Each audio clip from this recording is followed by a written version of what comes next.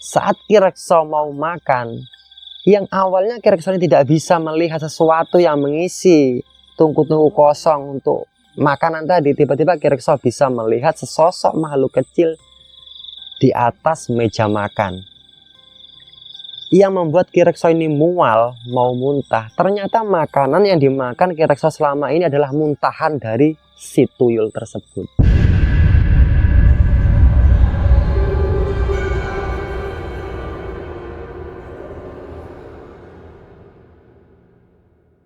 Bismillahirrahmanirrahim. Assalamualaikum warahmatullahi wabarakatuh.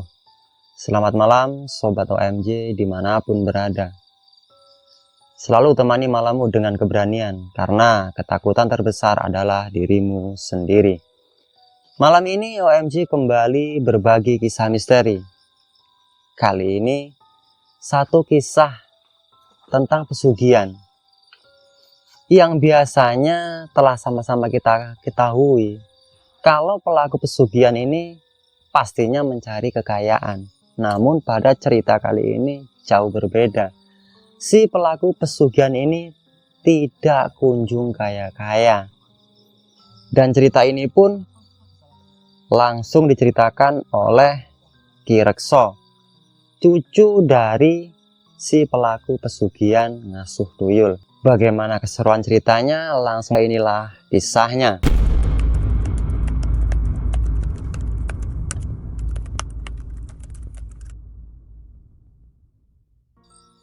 Kisah ini terjadi 30 tahun yang lalu. Saat itu Ki Rekso ini, cucu dari pelaku pesugihan ini, masih sekolah menengah atas. Yang rencananya setelah lulus sekolah SMA, Ki Rekso ini mau kuliah. Namun ada satu hal yang membuat rencana Ki Rekso ini gagal.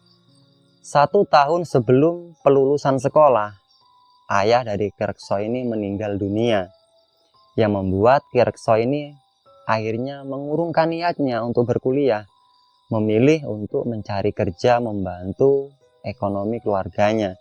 Karena Ki Rekso ini adalah anak pertama dari 4 bersaudara yang semuanya perempuan. Jadi Ki Rekso inilah yang menjadi tulang punggung keluarganya.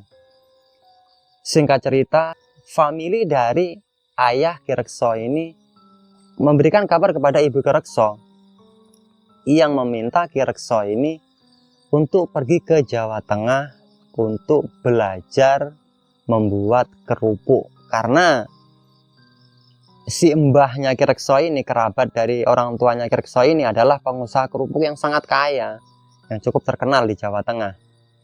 Akhirnya Ki Rekso ini pun, ya udahlah mak, daripada di Sumatera kerja serabutan, aku tak ke Jawa belajar bikin kerupuk. Akhirnya orang tua Ki Rekso ini, ibunya tepatnya, memberikan restu Ki Rekso untuk belajar membuat kerupuk ke Jawa Tengah. Namun sebelum keberangkatan Ki Rekso, ibunya Ki Rekso ini berpesan kepada Ki Rekso, kowe oleh nang Jawa Tengah le, tapi ojo mampir nang nggone mbahmu, Mbah Nem. Sedangkan Ki Rekso ini tahu kerabat dari ayah Ki Rekso ini ada 3 orang, Mbah Siti, Mbah Nem, dan Mbah Min.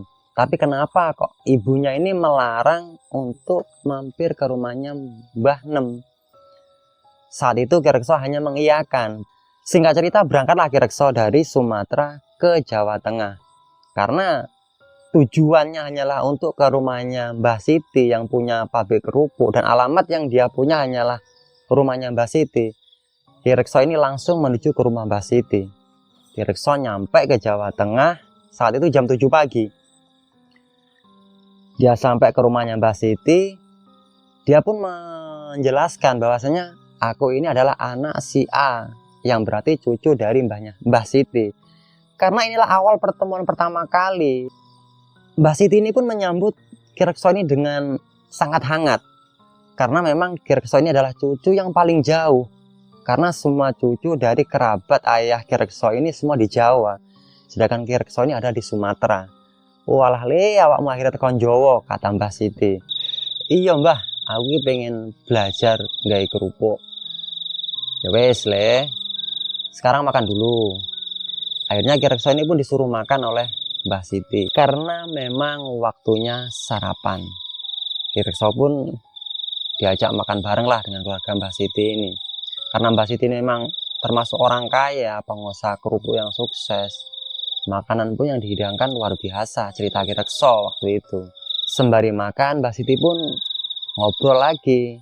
Le, habis makan, istirahat dulu, nggak usah ke pabrik. Nanti tak antar jalan-jalan tempatnya mbah-mbah kamu. Saat itu Ki Rekso teringat pesan dari ibunya untuk tidak berkunjung ke rumahnya Mbah Nem. Ki Rekso ini pun akhirnya bertanya, Mbah, kemarin tuh sebelum saya berangkat ke sini, Mama ini ngomong, saya boleh ke Jawa Tengah, yang penting jangan mampir tempatnya Mbah Nem.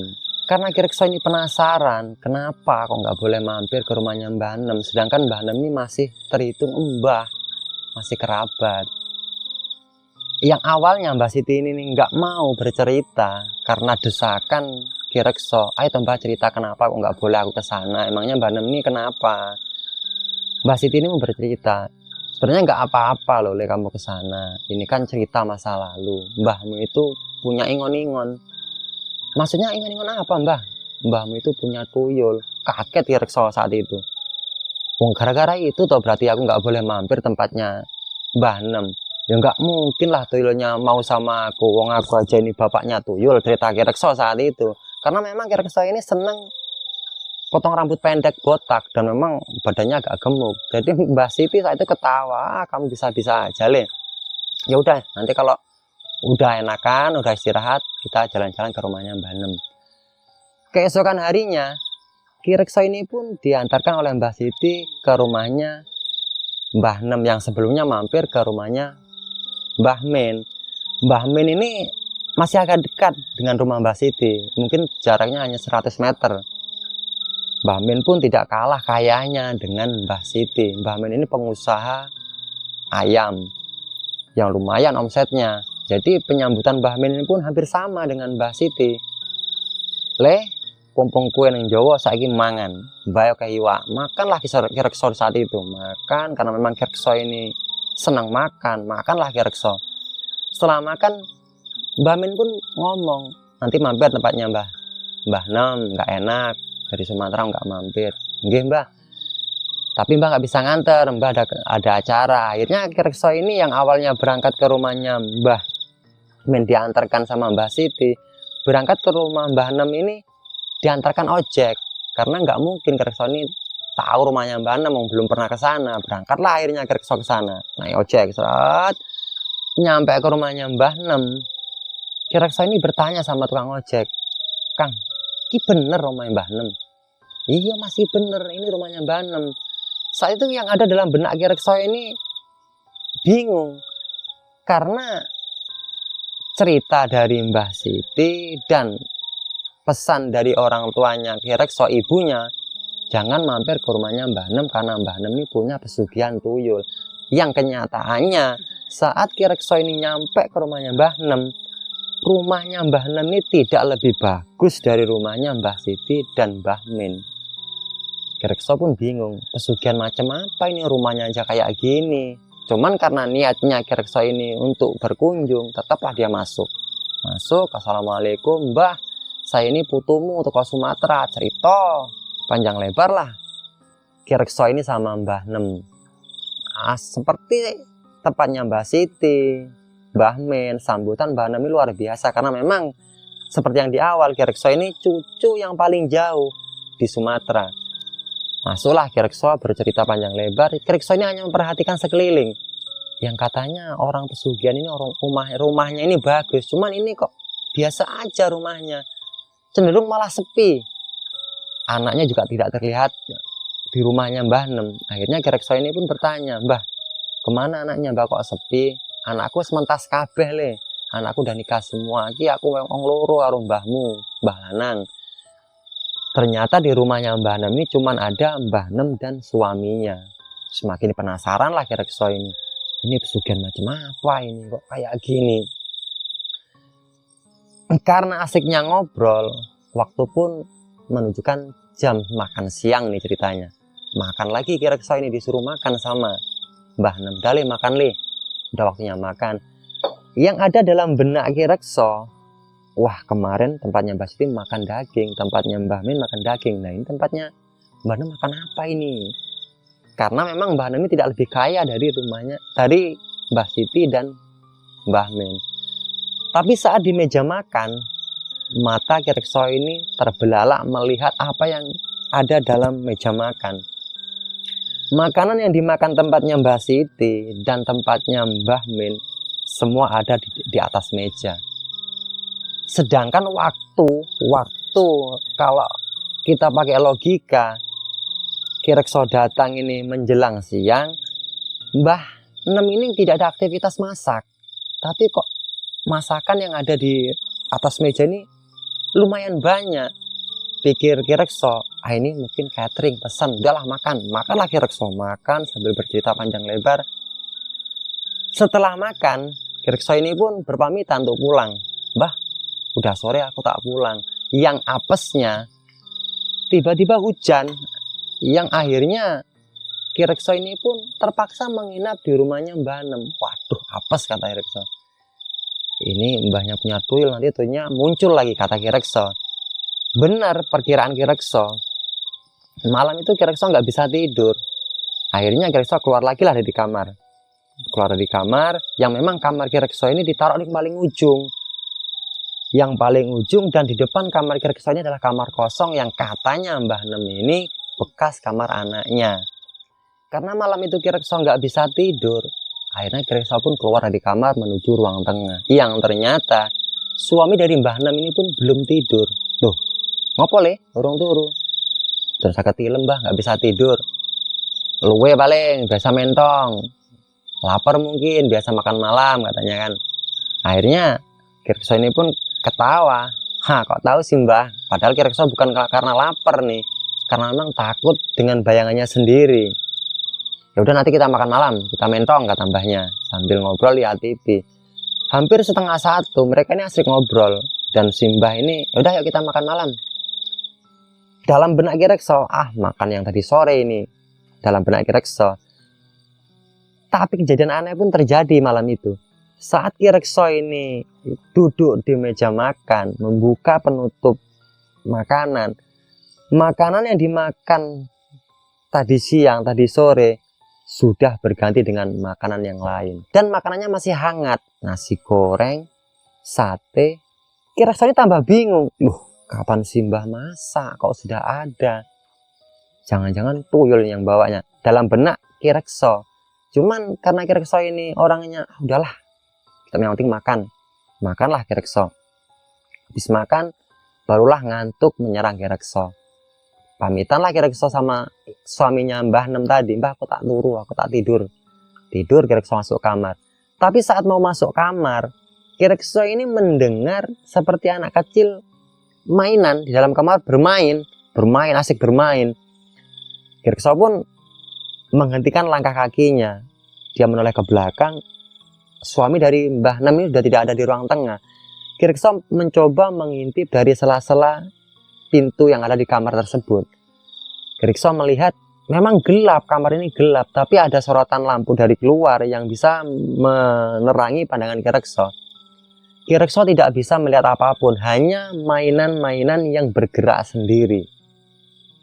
Saat itu Ki Rekso langsung lari masuk kamar. Padahal yang sebelumnya Ki Rekso ini nggak percaya dengan hal tersebut. Ya Allah, Ki Tuyul. Cuman Ki Rekso tetap memberanikan diri. Masa saya takut sama tuyul? Berusaha memejamkan mata. Yang alhamdulillah Ki Rekso pun bisa tidur. Singkat cerita, setelah kejadian ini, Ki Rekso ini sering datang lagi tempatnya Mbah Nem, sekedar berkunjung. Tapi selalu seperti itu. Makanan yang diberikan Mbah Nem ke Ki Rekso ini selalu berganti-ganti dengan makanan yang selalu enak. 1 tahun Ki Rekso di Jawa Tengah, sembari belajar membuat kerupuk, Ki Rekso tetap sering ke rumahnya Mbah Nem karena penasaran kok bisa ini pesugihan macam apa yang kayak gini. Singkat cerita, Ki Rekso ini disuruh oleh Mbah Siti mengantarkan kerupuk ke pondok pesantren yang ada di Jawa Tengah. datanglah Ki Rekso menemui katakanlah pengurus pesantren, menyerahkan kerupuk pesanan pesantren. Saat Ki Rekso ini masuk ke pesantren, Ki Rekso ini bertemu dengan Mbah Abu. Mbah Abu ini sosok kiai sepuh yang ada dalam pesantren. Loh, Le, kok enggak tahu ketok sampean wong ndi? Kula tiang Sumatera, Pak, tapi keturunan tiang Jawi. Oh, wong Sumatera. Lah manggonmu nang endi? Kamu tempat tinggalnya di mana? Tempatnya Mbah Siti. Berarti kamu masih saudaranya Mbah Min dan Mbah Nem. Nggih, Pak. Ya udah kalau begitu. Karena seringnya Ki Rekso ini mengantarkan kerupuk ke pesantren, Ki Rekso ini semakin dekat dengan sang kiai. Yang pada suatu hari Ki Rekso ini dibekali seperti bubuk bedak tapi berwarna hitam. Untuk apa ini, Kiai? Ya udah pakai aja. Pakai gimana? Ya udah taruh sini aja. Jadi Ki Rekso ini suruh memakai bubuk warna hitam ini di pelipis matanya. Sang Kiai ini tidak menjelaskan untuk apa, cuman karena Ki Rekso ini, ya udahlah pakai aja, mungkin untuk pelet atau untuk apa kata Ki Rekso. Dipakailah pemberian dari sang Kiai. Yang seharusnya Ki Rekso ini dari pesantren pulang ke tempatnya Mbah Siti, Ki Rekso ini menyempatkan diri untuk mampir ke tempatnya Mbah Nem. Mampirlah Ki Rekso ke tempatnya Mbah Nem dengan niatan makan, karena tempatnya Mbah Nem ini kan makannya selalu enak.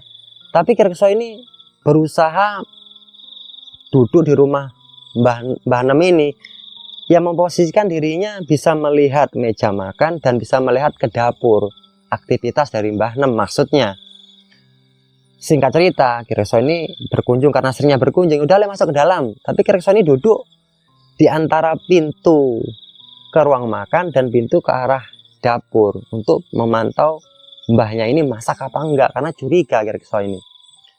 Ngobrol asik, tiba-tiba suruh makan. Sedangkan sebelum Ki Rekso ini duduk, Ki Rekso ini mohon maaf ini tangannya ini terampil membuka isi penutup meja makan yang isinya nggak ada apa-apa, cuman ada wadah-wadah kosong. Udah duduk Ki Rekso kan, ini kalau memang ulah dari pesugihan dari Mbah Nem pasti ada isinya. Ternyata benar.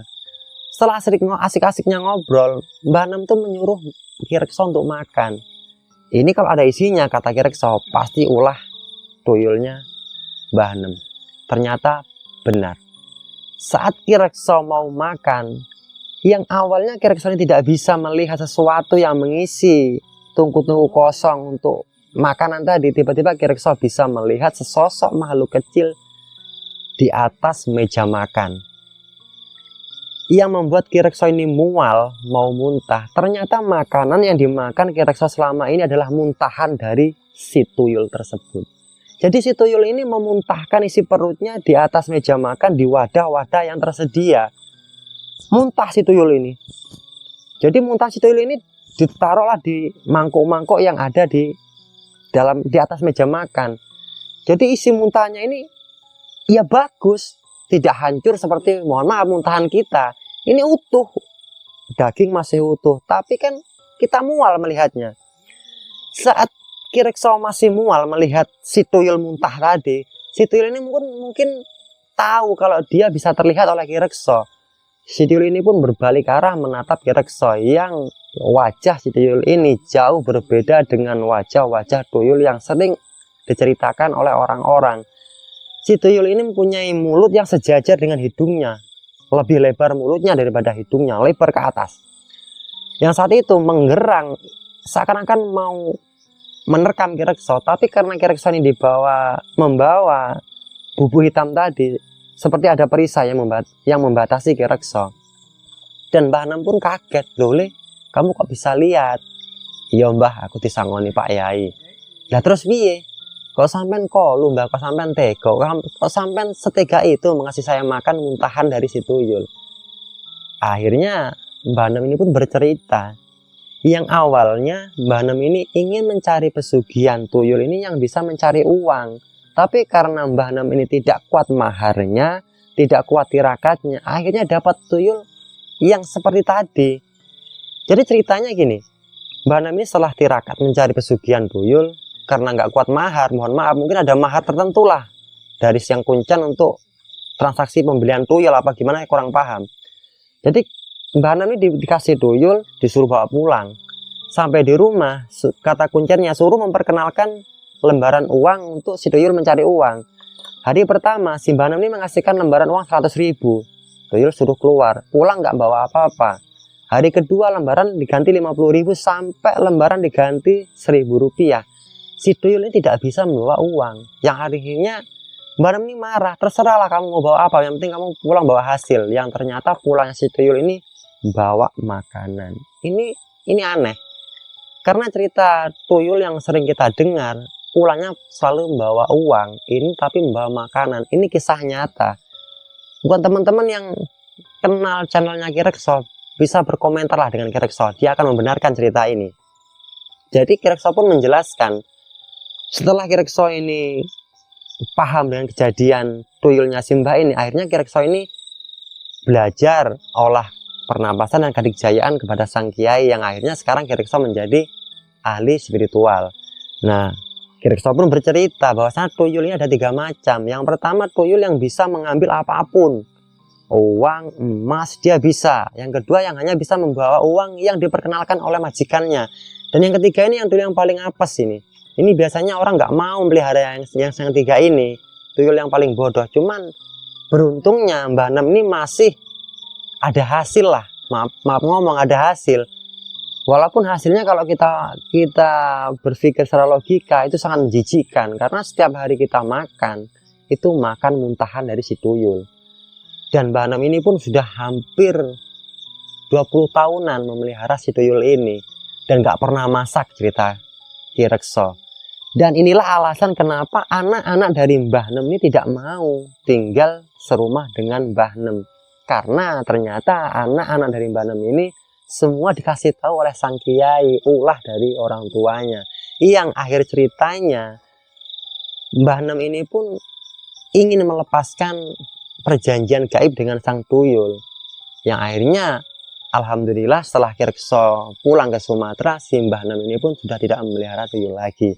Ini cerita yang agak konyol sepertinya. Mungkin teman-teman, cerita bohong. Cuman kalau nggak percaya, silakan cari di channelnya Ki Rekso. Channel tentang keilmuan. Jadi silakan tanyakan kebenaran cerita ini. Dan buat teman-teman yang punya cerita yang serupa, silakan kirimkan pesan di kolom komentar. Kami akhiri. Assalamualaikum warahmatullahi wabarakatuh. Aduh, mulai hilang.